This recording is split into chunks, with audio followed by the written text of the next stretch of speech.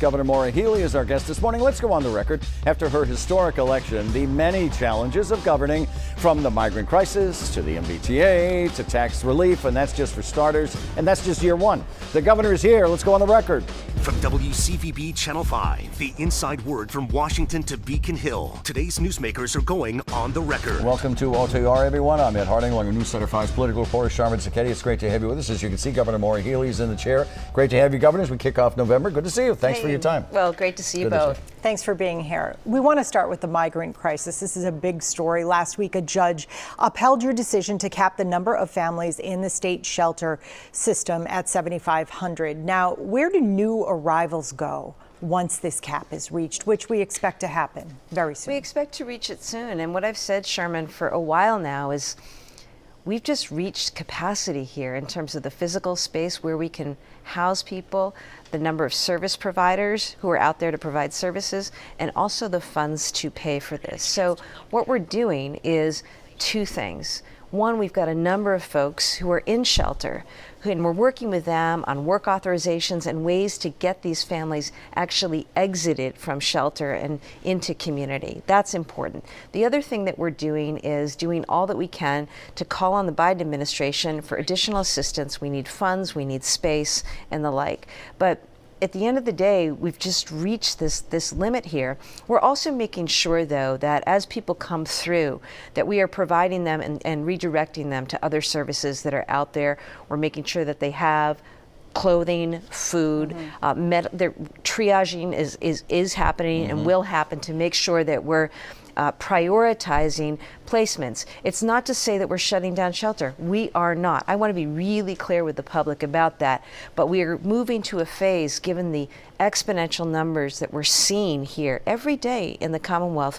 40 to 50 families show up looking for housing from outside the state. But where are they going to go? Are we talking like, are we going to see people at Logan Airport again? Are we going to see people in emergency rooms again? Where are they going to be? Well, certainly my hope is that doesn't happen. And, you know, there are a lot of places in the country where people can go once they cross into the United States. And by the way, the federal government is allowing people into the United States. And my position has been, if you're going to allow people in, then work with us states on getting people working. Expedite those work authorizations. And next week, the Biden administration will be on the ground working with us to process people more quickly for work authorizations.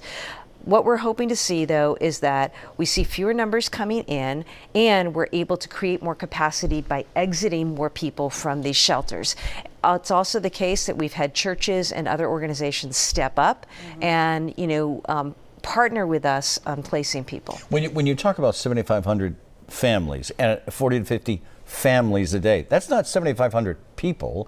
That's 7,500 times an average of 3 or 4, right? No, exactly. So, and it's much larger than that. It's a big number. And, half of the 24,000 people in shelter right now in Massachusetts are what I'll call domestic families, Massachusetts families. And I say that because it underscores the importance we have for building housing. I just released a $4 billion housing bond bill. Why? We need to supercharge housing production in the state.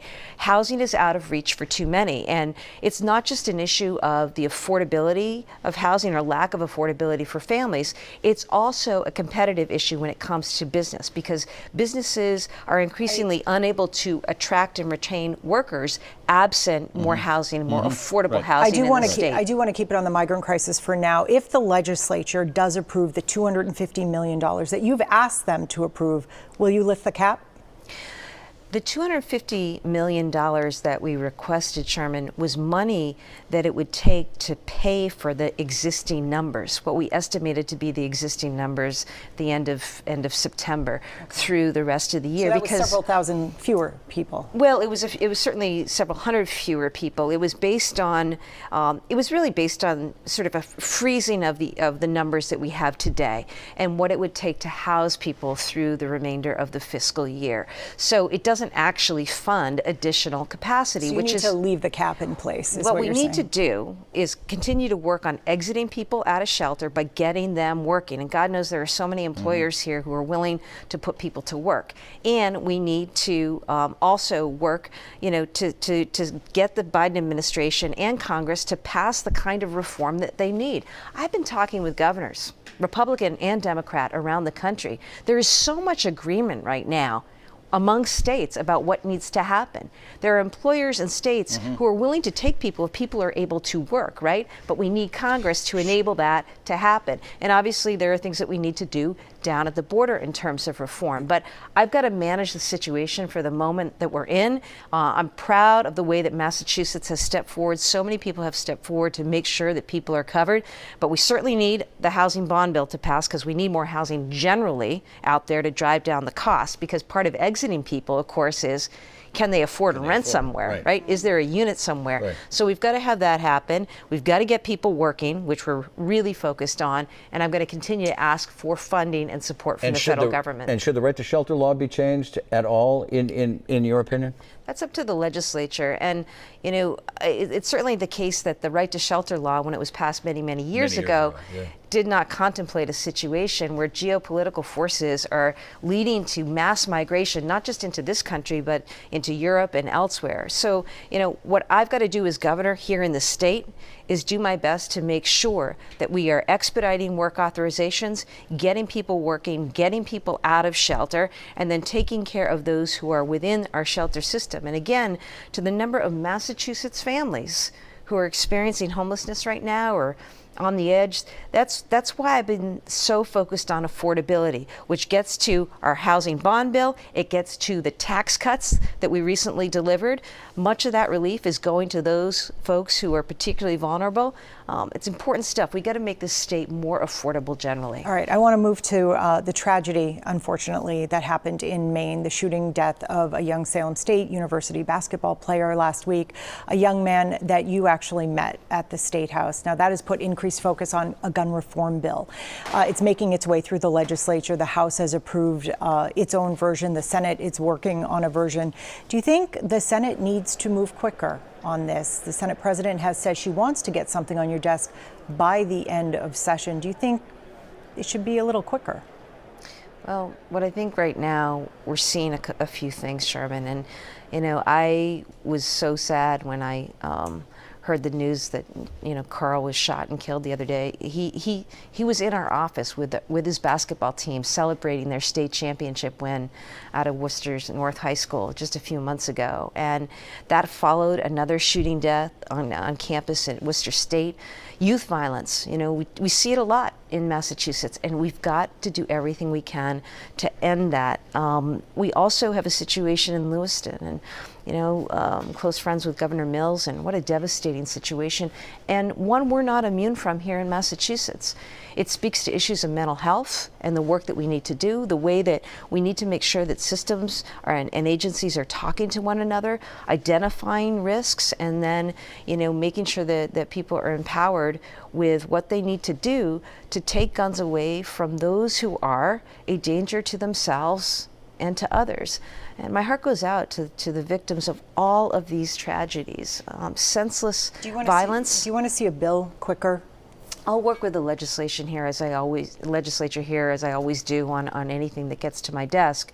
But I do want to underscore the pervasiveness of youth violence that we're seeing in communities here and around the country, and also just the real urgent need that we have to intersect, you know, in these moments when clearly there are mental health issues out there and evident, making sure that the right people are notified, the right steps are taken to take guns from people who are a known danger to themselves or to other people, and to be with survivors of violence as I did as Attorney General.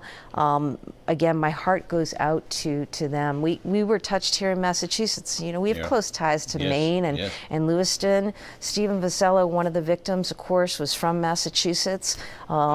It's just absolutely tragic. This is not, forgive the hard turn. Next item I want to talk about is the MBTA. Since you appointed Phil Eng MBTA General Manager last spring, it's been a bit of a rough ride, a bumpy ride. Most recently, it was a track issue with the new, I'll emphasize new, Green Line extension. There have been others, riders and voters, frustrated by all of this. First of all, what's your level of frustration? And second of all, what is your level of confidence that the mess can be fixed?